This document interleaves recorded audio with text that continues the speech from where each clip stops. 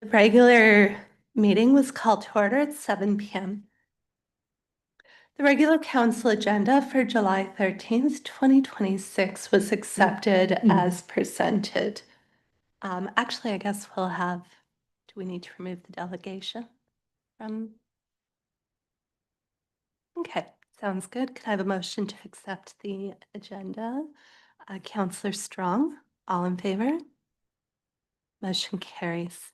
Rowan House was going to come tonight, but they send their regrets and they'll be here in our September 8th meeting. We'll go right to the status report. Tara, was there anything you wanted to highlight? So as council will see, work is ongoing for all of the items there, the historic resource, the fire business recruitment plan, all those options are being investigated. We've also gathered more information on that rural renewal immigration stream that will be presented to council at the September Committee of the Whole. Any questions regarding the status report? Not seeing any. Capital plan status, how are things looking, Tara? Again, crews are busy working on all of the projects. Right now you will see tree planting, sidewalk, and road repairs being completed. Okay. Any questions? Not seeing any. We're getting lots of questions at the farmer's market about the rain gardens. So thank you for providing information for that because everyone is really excited about it. What's happening? And so it's a really fun project for the community. All right. Clayton, I suppose, accounts payable. Is there anything you wanted to highlight? Nothing in particular, kind of business as usual. There's some capital budget expenses in there, as you'll see. I think the dewatering project, that's our final progress payment, so we just have the holdback to pay, and then that project's all finished up, so yeah. Any questions for Clayton? Councillor Sopp? Thank you, Your Worship. Just a question on that cost of the crosswalk of $12,000. I thought we set a budget of 10,000. That's like 25% over. So what you don't see there is a portion of that being covered by the Legion, so it's actually the final cost will come in at about $6,000. That's the total cost that we paid to the contractor, and then we received some of that back. Thank you. Any other questions? Not seeing any. And then we have our June 30th financial variance report, Clayton. Yeah, so I don't know how in detail you guys want to get. All of the numbers are there. For the first half of the year, we're pretty much in line with expectations. Revenues are higher than 50%, but that's because we collect the tax levy at the end of June, and then there's the school requisition and the seniors requisition that'll come off of that. So as we ensure towards year end, we'll get in line there. My screen just went blank, but that's okay. In terms of expenses, we're pretty much where we'd like to be as well. We're right around that 50%. There are some minor variances throughout, which is normal. Some of our expenses we pay early on, some are later. Let's see here, what else do we got? The capital side of things, not all of the numbers are in there, but the ones that are, we're kind of on track. And then as we move down the legislative budget, oh, there we go. This is a little bit different picture this year than we have seen the past number of years. Travel, training, and per diem expenses are a little higher, but that's okay. I did budget accordingly, so as we near the finish, we should be okay.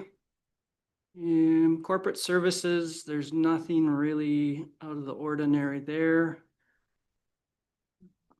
Fire department, same old, same old. I think the biggest thing that we're looking at is the wastewater picture. Expenses are showing over budget. Bill, our operations manager, spoke to this at the last meeting. Our sludge costs are still high, and we are doing what we can to keep them down. The dewatering project, the dehydrator isn't quite working as we had hoped, and so the sludge costs are higher, but we'll do what we can, and we'll keep you guys we'll keep you posted on where things are at there. Waste management, we're good. Development really is all good. Parks and recreation, no concerns. So yeah, if you guys have more questions, we can kind of go through, but all of the numbers are there. They kind of speak for themselves. That first page, the statement of operations, that shows a good overall picture. You can see their revenue collected is higher than what we budgeted, but that's because of the school requisitions that will come off of that. And then the overall expenditures were just over that 50% mark. So for the halfway point, all is well. Counselor Mitchell. Yeah, I'm not sure if this do the variances, but you mentioned the dewatering and what have you. So is the holdback, that's that project? Okay, so I don't want us just to go, well, here's your money, everything's fine. We need to hold these people accountable because it's not working the way they promised it would. Yeah, they oversold and underdelivered kind of a thing. So I'd like to see some of that, whatever you can to hold back to help offset some of this, the extra costs that were occurring. So I'll leave that with you guys, but I just want to make sure that that's noted. Yeah, thank you for that, Counselor Mitchell. Clayton, Yeah, what are your absolutely. Our operations manager is working with the contractor, and we haven't paid that holdback at this point, so. And is that also engineering, or is that more the supplier, or? Yeah, that's the supplier. So the dehydrator was a separate supplier than the Fournier press. So yeah, we're working with the engineers and the other supplier to try and rectify that. Okay, thanks, Clayton. Any other questions, Counselor Sop? Thank you. Clayton, the capital expenditures being $1 million over budget, was that all the waste treatment plant? Yeah, so that's a little bit confusing there. The capital expenditures, that does include the dehydrator or dewatering project, but that project, because it started in 2024, it wasn't in the capital budget. So, oh, sorry, you're looking at the budget number, Yeah, on page Counselor's up. 15. Page 15. Yeah, so the capital expenditure budget was 1.9 million, and we've spent 990,000. So the 2026 budget is that left-hand Right. column, and then the 2026 is actual expenses year to date. That's where the money is for, though. That's part of it, like that's the overall capital budget, yeah. Yep, thank you. Good. Okay. Any other questions regarding this? Certainly of note, the legislative being over budget, and I want to talk about this more next budget season, just to really better reflect the committees that some of our members are on that require travel and per diem, and there's other members that don't have to leave town. So I think it can be a little bit misleading for the public to see, one counselor might have 0% and then the other one's 100% over. So I just want to find a way to balance that out, and we can talk about that more during the budget season. Any other questions? Not seeing any. I think we're good for this time of year. Move that all written reports as recorded on the agenda for July 13th, 2026 be received for information and filing. Would like to make that motion? Anyone? Counselor Sub, all in favor? Motion carries. Councillors, all having read the minutes, there being no errors, omissions, or corrections, the minutes of the regular meeting of the Council of the Town of Nanton held June 16th, 2026 were accepted as distributed. Who would like to make that motion? Councillor Mitchell? All in favor? Motion carries. The councillors, all having read the minutes, there being no errors, omissions, or corrections, the minutes of the Committee of the Whole meeting of the Town of Nanton held June 22nd, 2026 were accepted as distributed. Who'd like to make that motion? Councillor Shields? So your dates, you said June 22nd? It's marked as June 26th here. Okay, So the resolution's correct, though. okay, perfect, sorry. No, good catch. Thank you. Councillor Miller, you wanted to make that motion? Okay, all in favor? Motion carries. Information brief on a tax penalty request. I can speak to this. So the purpose is for council to consider a request to forgive the July 1st, 2026 tax penalty per the attached letter. Our current bylaw, 1289, which was slightly adjusted in 2017, but in place since 1999, states there's a 9% penalty that applies July 1st on any unpaid taxes. On July 2nd, we had a ratepayer come into the town office to pay their taxes. Staff advised that as it was now past June 30th, a 9% penalty would apply. The resident wasn't happy about this, noting that she came to the town office on June 30th, shortly after 4 p.m. We don't have a way to verify that. It could be that she was there shortly after 4 p.m., but we locked the doors. There's usually only myself and Sarah Lynn, the accounts staff usually leave at 4. Anyways, the door was locked, so the staff advised that was correct. The office is always closed at 4 and noted that the check that she had could have been left in the drop box. The resident thought she didn't want to do that. Anyways, the resident requested the penalty be waived. Staff advised that we couldn't do that. The only option for her was a request to council. Now, under the MGA, section 347(1), council does have the ability to cancel, reduce, refund, or defer taxes if council considers it equitable to do so, with or without conditions. While this case is unfortunate, the town office close time is very well established, and the June 30th tax deadline is also very well established. We would not recommend providing penalty relief in this situation. Tax notices were sent May 15th, providing ratepayers ample time to pay before the deadline. And there is also the drop box. So that's the story there. All right. Thoughts, everyone? Any questions? Councillor Strong, you want to start us off? Sure. So I guess my thoughts on this are the 4 p.m. closing. I personally I thought the office closed at 4:30. So as well established as it may be, if you're not somebody who regularly goes in, you may not know that.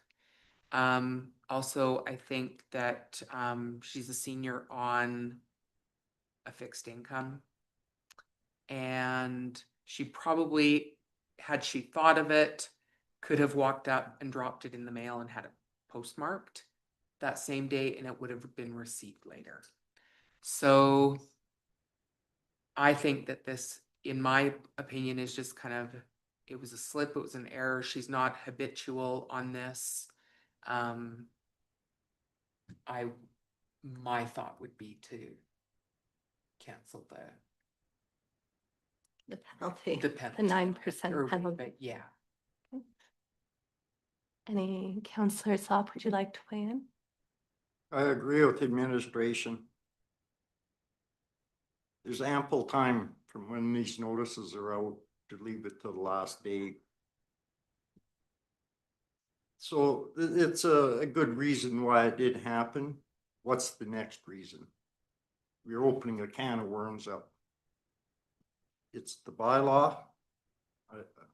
And because I don't think we're going to cherry pick the individuals, they're good people of town or whatever, they're all good people.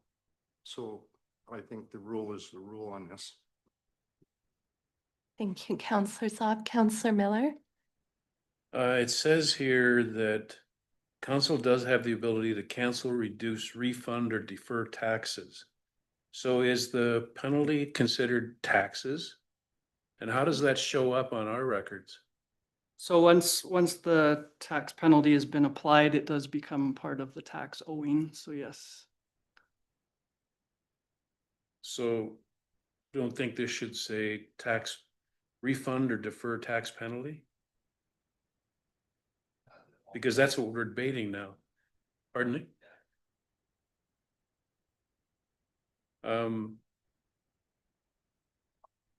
Having said that, I've shown up there too a few minutes after 4 and the doors are locked. And it is a little frustrating, to say the least. So I agree with Councillor Strong. I think that we should show some leniency here and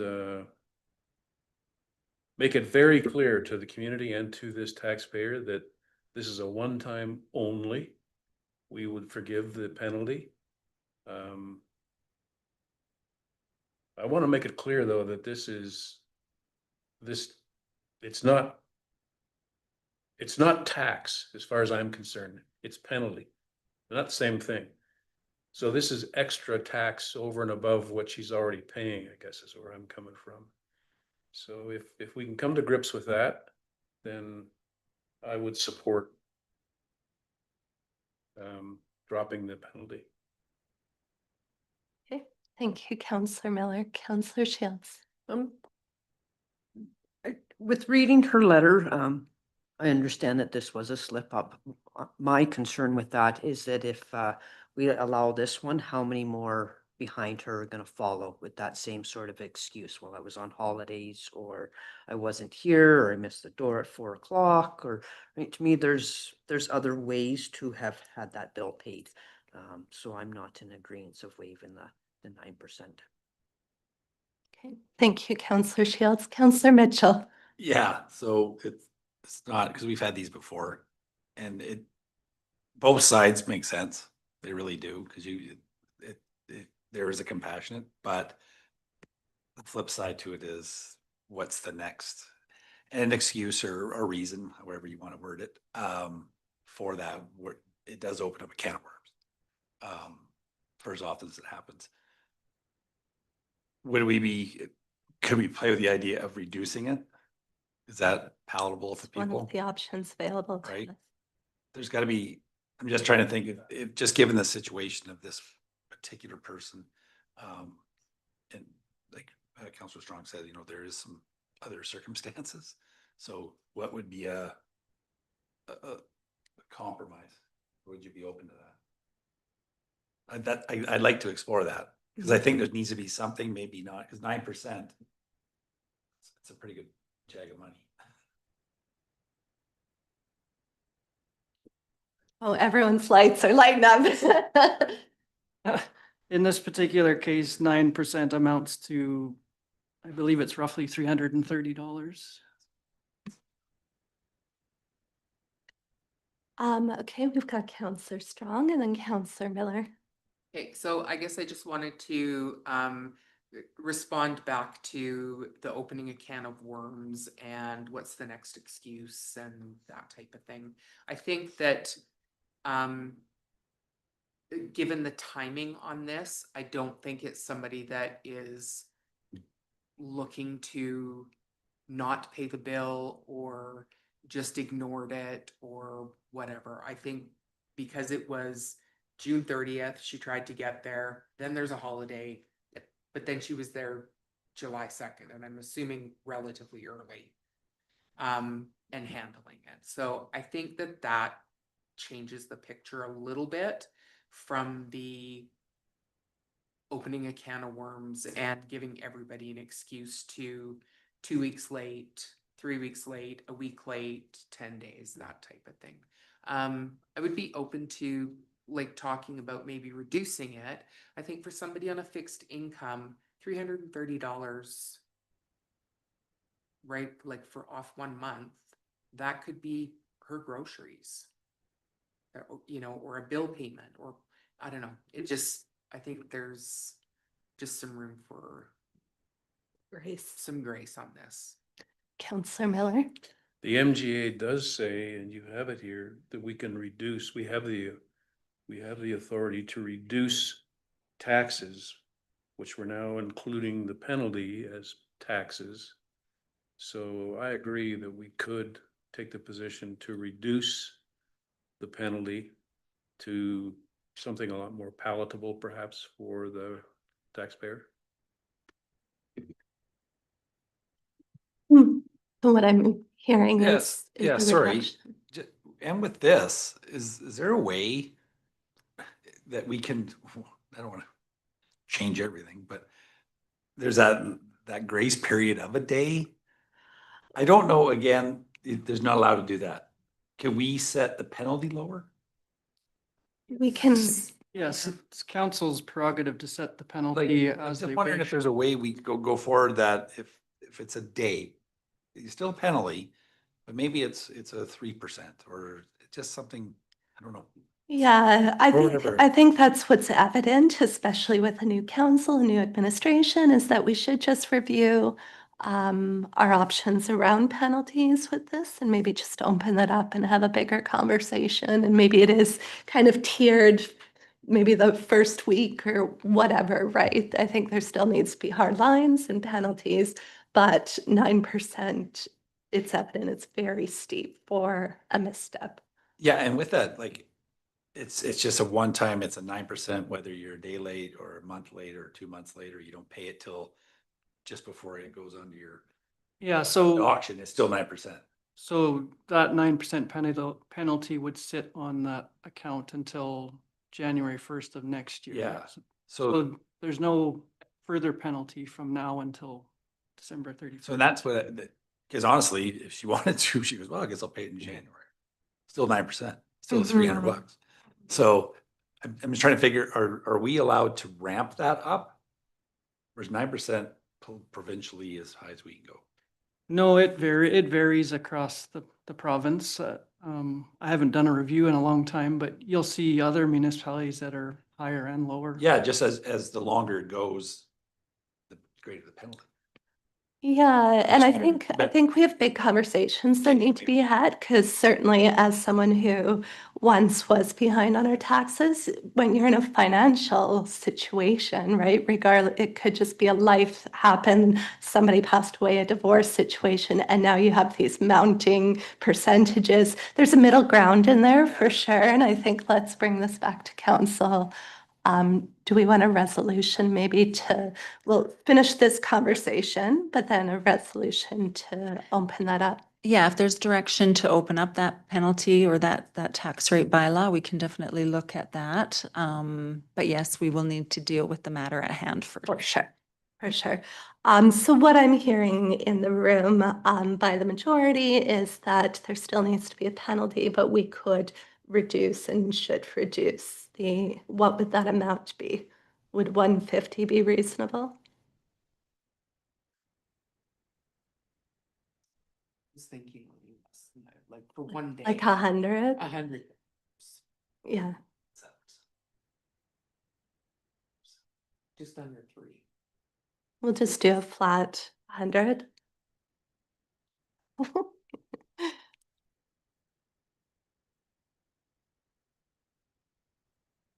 Does it have to be a percentage? No, it doesn't. It could just be a flat number. It's council's prerogative at this point.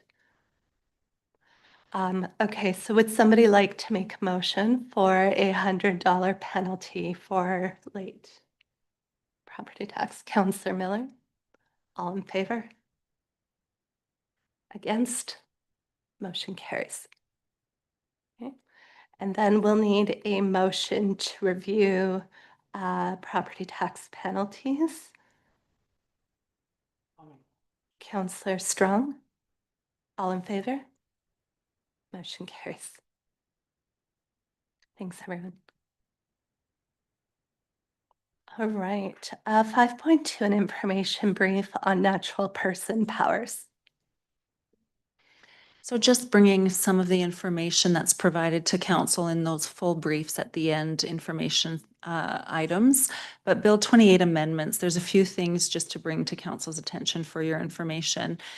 Prior to Bill 28, the MJ did not provide municipalities with the option of listing policing separate on municipal tax notices. Now, urban municipalities that are under the population of 5,000 can list it as a separate line item. It cannot be a separate requisition, but it can be a separate line item, say on the left side of your tax bill. So that's something that we will prepare for next year. It just provides a little bit of clarity on the tax notices. So that's something new in Bill 28.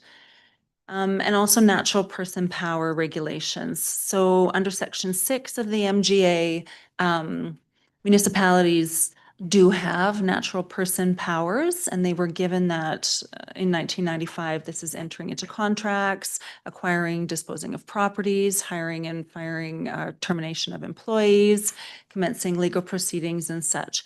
And so what Bill 28 is introducing is it's anytime those natural person powers are acted by the CIO outside of council direction or outside of budget resolution, there is an obligation for a prescribed timeframe to notify council. So generally within 14 days if those things happen.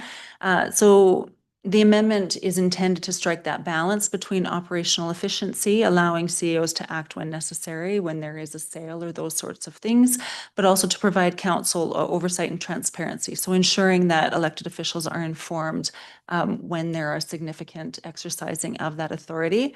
Examples would be if there was a purchase or a sale of a property that was not previously approved by council, entering into a significant lease agreement, signing a major service contract, settling a contractual dispute, entering into a partnership, or acquiring a business interest or participating in new municipal corporation. Some of these things obviously would be brought to council previously. Some emergency actions may be exempt from the reporting requirements, and then considered routine operational matters are not required in this reporting.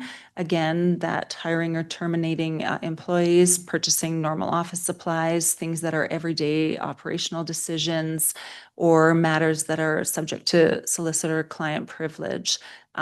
Again, awarding contracts that are approved through budget or procurement policy, those are excluded.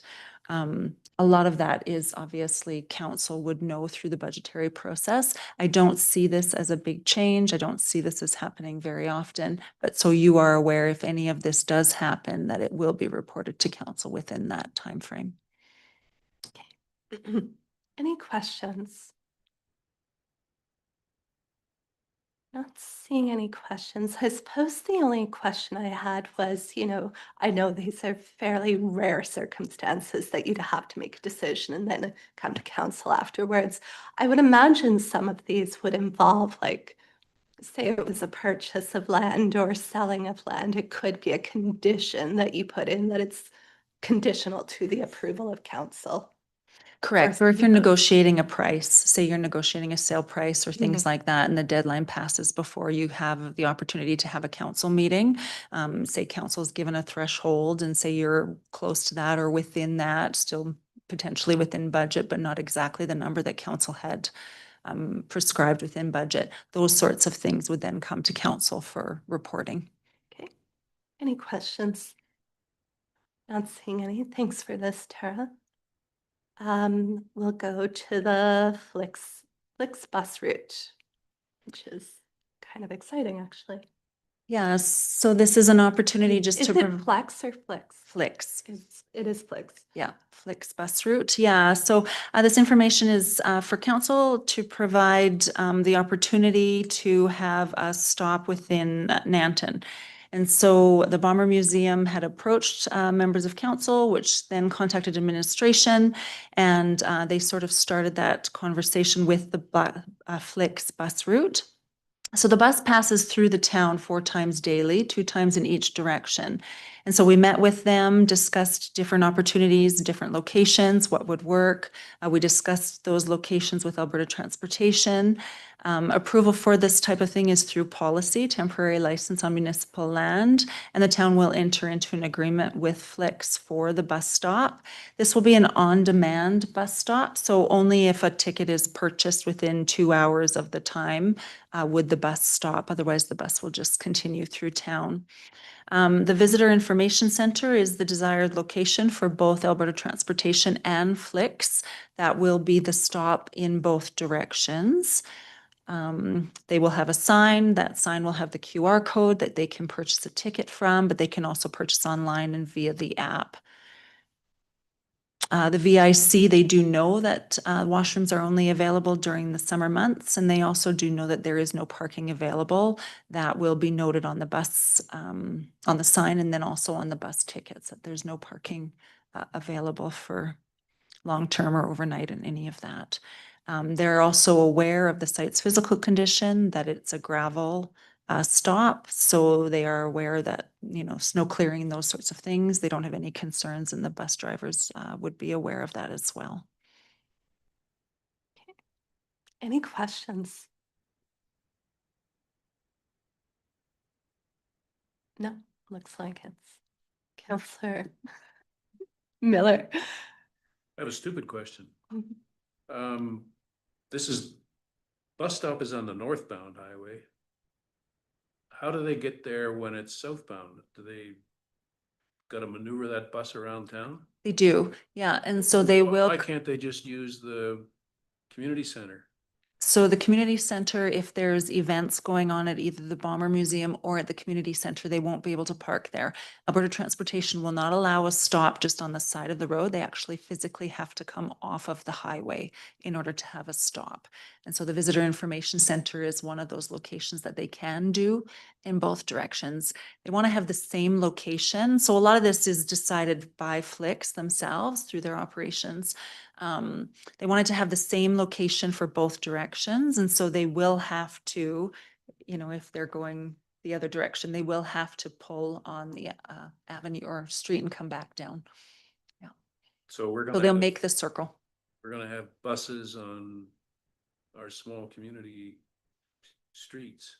Correct.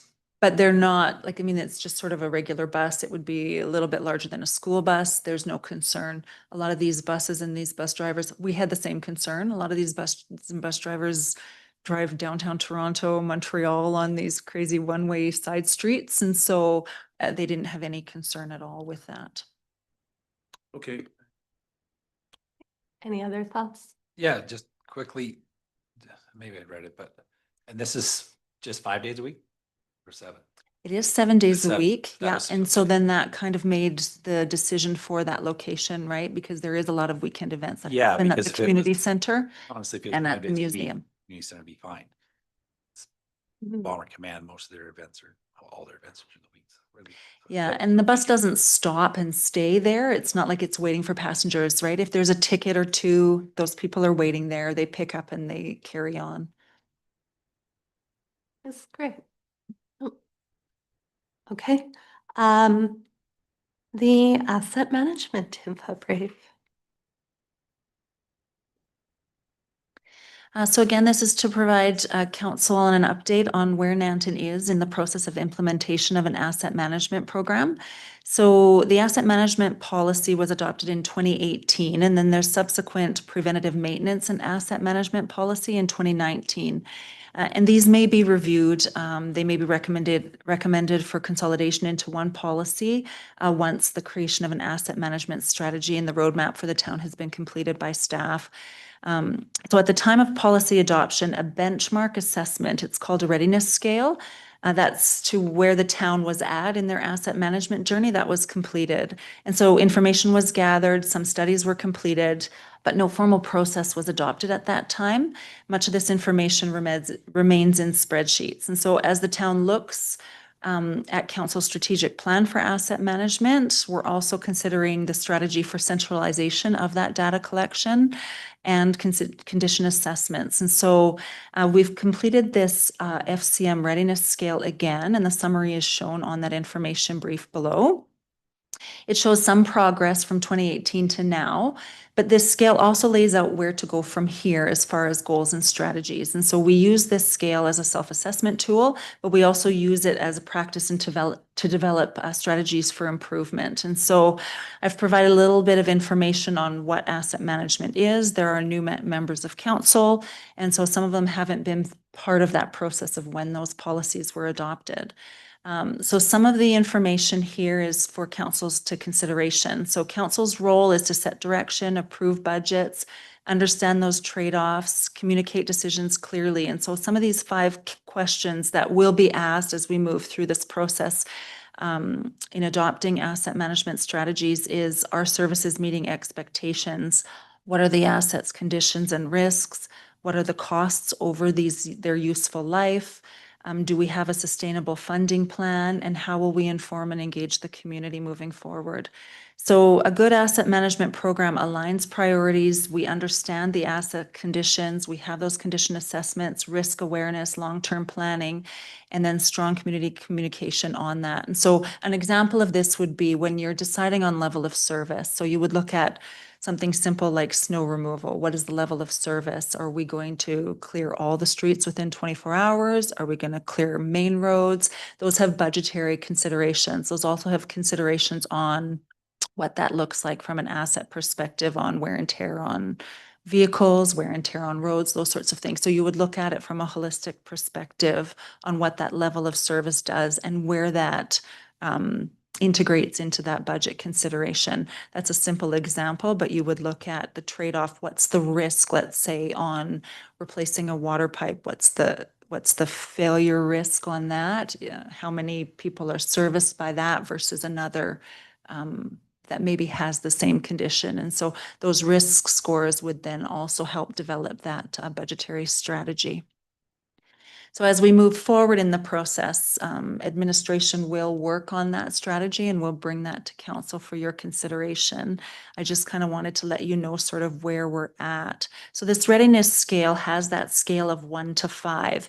And this is just the summary that's provided for you, but that scale has specific criteria of where the town is at on those levels. And so when we move from 1 to 2 and then from 3 to 4 and 5, we will continue building those policies, building those budgets, centralizing data, having training for staff, completing those risk assessments, completing all that level of service requirements. And through that, there will be that public participation process as well. So the public and council are well aware of what those decisions are moving forward. So it's separated into categories: policy and governance. That's the structures, the plans, the policies and procedures, having those formalized roadmaps. People in leadership, where we are on training, where we are for having centralized data. That's included in data and information, where we are on our reporting, where we are on having those condition assessments, service statements, and risk mapping moving forward. Planning and decision-making. So standardizing how those priorities are set, and then also how those investments are planned and executed moving forward.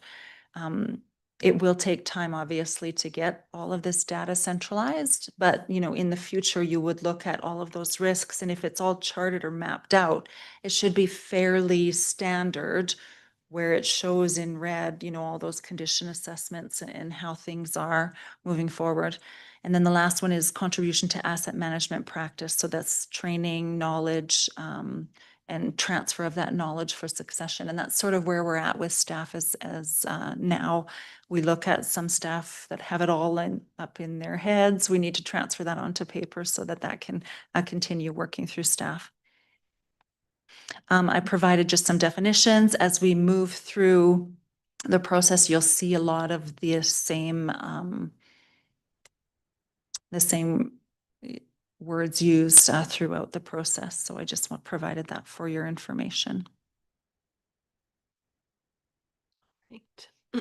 Thank you for this. Any questions? Counselor Miller.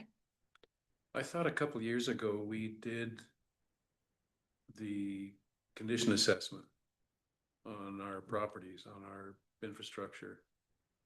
Is that what you're referring to here? So we already have some of the data that? for We this? do, yeah. And so there are some infrastructure master plans, there are some street and road assessments, there are some of that information done.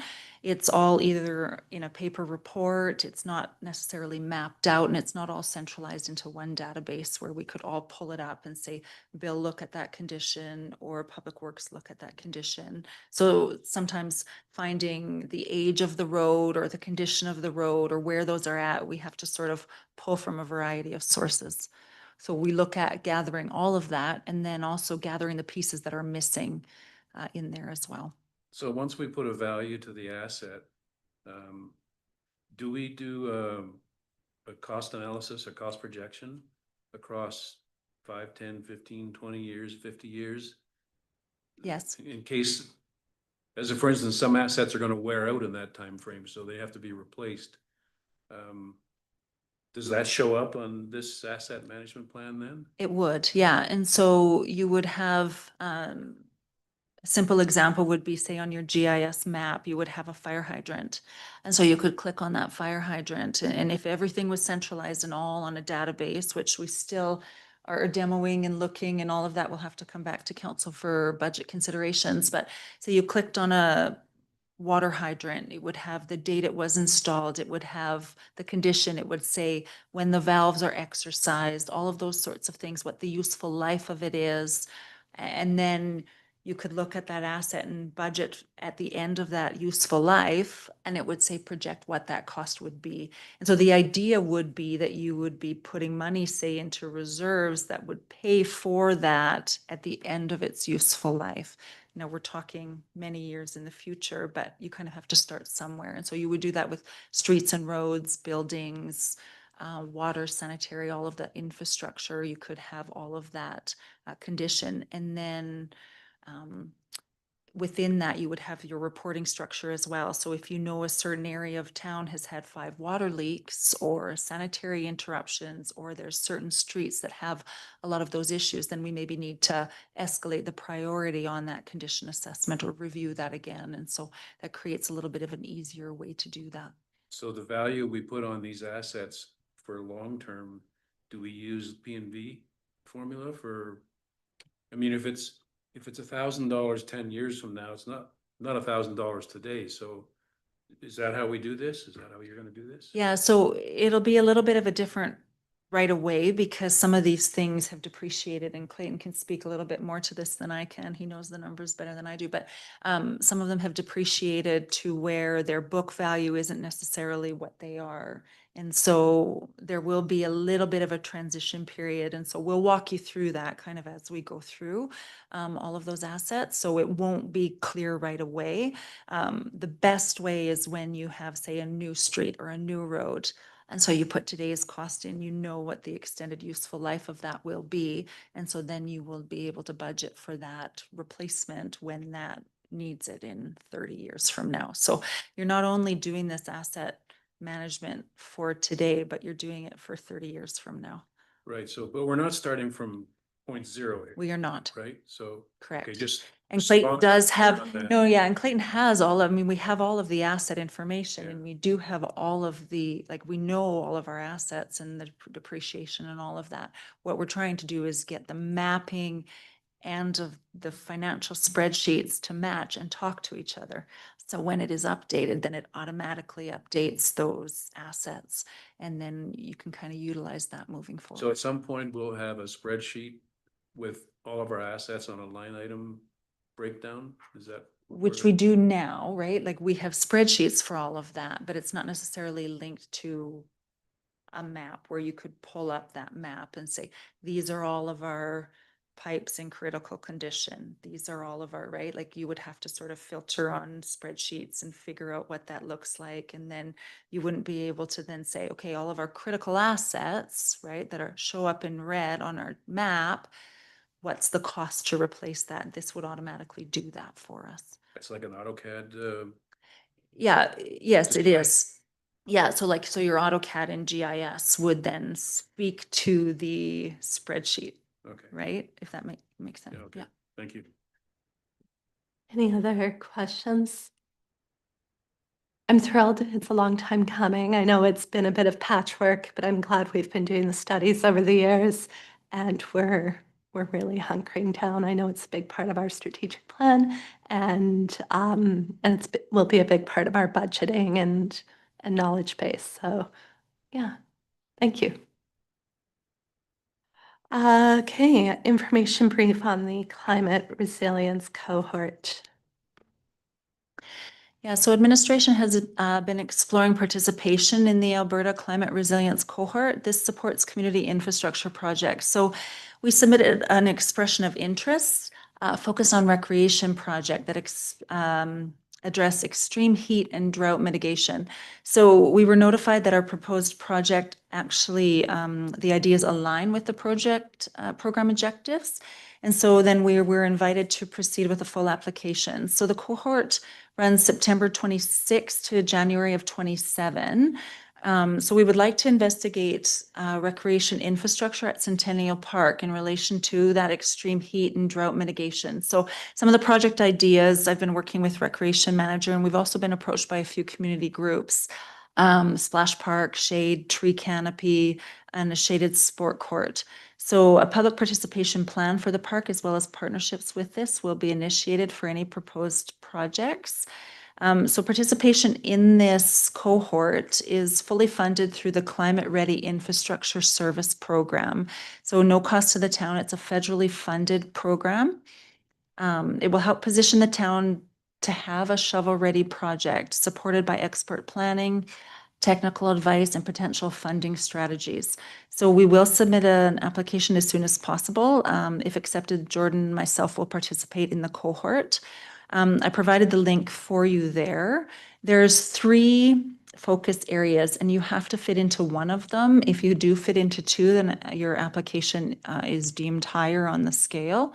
So wildfire smoke, extreme heat, and drought. And so the deliverables that we would receive through this cohort are 60 hours of expert support per community. And then that looks like climate and vulnerability risk assessments, identification of adaptation options, resilient measures, high-level feasibility consideration, and implementation pathways. And so we would receive a technical option report. So we're assuming, and we're actually asking as part of our application for a completed site plan, sort of that detailed analysis, what would go into this, what's the cost of this project, all of that. That final report would include the climate hazard assessments, identification of vulnerabilities, impacts to that infrastructure, and then high-level options that would inform decision-making moving forward. So examples included in their technical option reports were that heat mitigation options for parks, trails, and public spaces.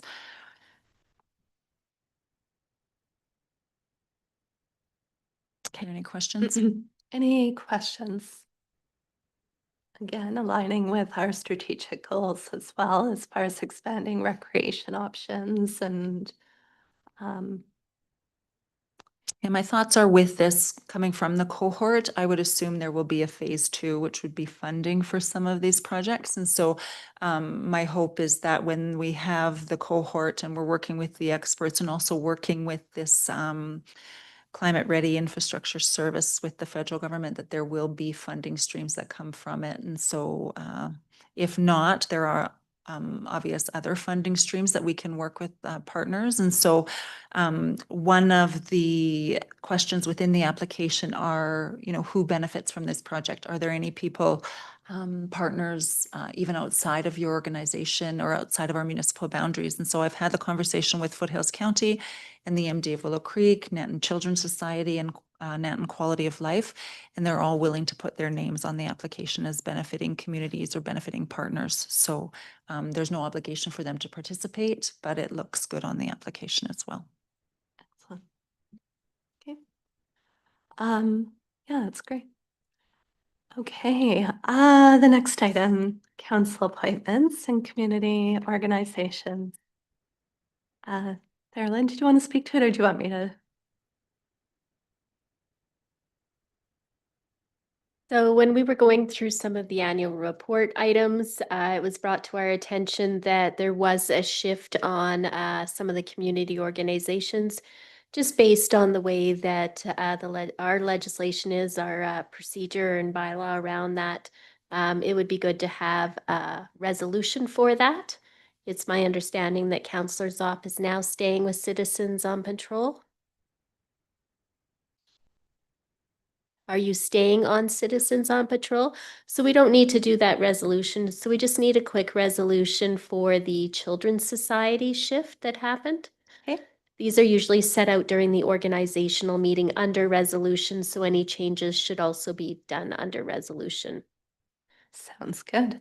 All right, the motion would read, move that Councillor Jenny McMasters be appointed as council representative to the Net and Children's Society, replacing Councillor Aaron Shields. Who would like to make that motion? Councillor Mitchell, all in favor? Motion carries. Okay, item 5.7, the request for decision on privacy management bylaw and policies. So I'll let Sarah Lynn speak to this as well. She's been doing a lot of work on these. Just getting all my documents Yeah, ready for there's all a of her lot. questions, because there's quite a few documents here, so I have them ready. With the Privacy Act that has come out underneath that with the Privacy Management Program, we needed to update some of our policies and our bylaws, and so that's what I've been working on. I tried to streamline this as much as I could. It's a lot of legislation, a lot of boring information. But we'll start with the first one, the records retention and secure destruction. This bylaw actually hadn't been updated in a long time when I looked at it, so I started from scratch on this bylaw. Is there any questions on this bylaw? Councillor Strong? I just had a question with regards to, are they physical copies that are kept? Are they electronic copies? Like Both. Both? Yeah. Okay. Yeah. Hopefully one of my goals is to eventually get all of our documents digital. And I am in the works of getting those costs together, but I think when it comes to asset and some of the other things, I'm further down the totem pole on that one. I meant for the company name. Excellent. Well, let me know. Any other questions on the records retention? Nope. Do you want to do the resolutions now as we go through each one, or do them all at the end? Typically, I would be asking you that question. What would your preference be, Sarah Lynn? I think it would be better if we do them each, so I that think way so. we don't forget where we're at, because there's 4 separate documents. Okay, sounds good. Move to give first reading to bylaw number 142826, a bylaw to establish a record retention and disposition framework for municipal records. Who would like to make that motion? Councillor Zopp? All in favor? Motion carries. Do you want us, we'll do all of them? Yep. Okay, move to read Town of Nanton bylaw 142826 for a second time. Who would like to make that motion? Councillor Shields, all in favor? Motion carries. Unanimous consent to read Town of Nanton bylaw 142826 for a third time was granted by all of council present. Who would like to make that motion? Councillor Strong, all in favor? We've got unanimous consent. Move to read Town of Nanton bylaw 1428 for a third and final time. Who would like to make that motion? Councillor Mitchell, all in favor? Motion carries. All right, access, privacy, and routine disclosure policy.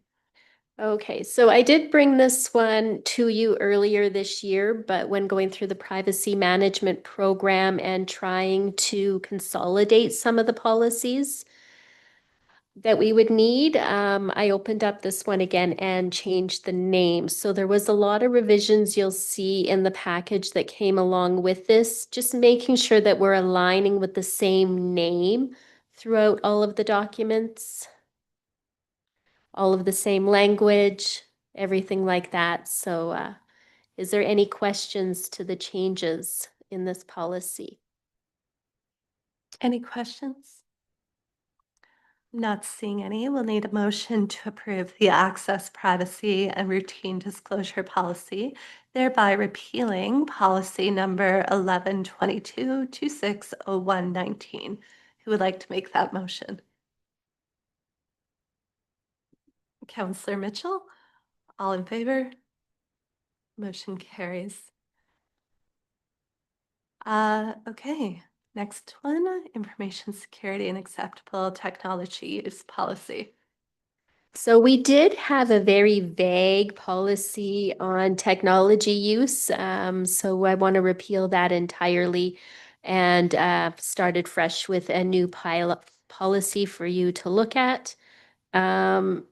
Information security is definitely one of the hallmarks of the privacy management program, and we didn't have anything around that. So I incorporated the information security and the acceptable technology use in the same policy. Was there any questions on this policy? Not seeing any. Move to approve the information security and acceptable technologies policy, thereby repealing policy number 12218040503. Who would like to make that motion? Counselor Shields. All in favor? Motion carries. And our AI and automated systems governance policy. Yes, artificial intelligence and how we use that within the organization is a touchy topic. It is definitely something that needs to be looked at in all organizations and how AI is used and incorporated into how we do our jobs more effective and efficiently, but also maintaining that there's the human factor around the work. Is there any questions on this policy? I'm sure it's going to be evolving regularly as, yes, things come up. Okay, any questions? Not seeing any. Counselor Miller, you want to make that motion? All in favor? Motion carries.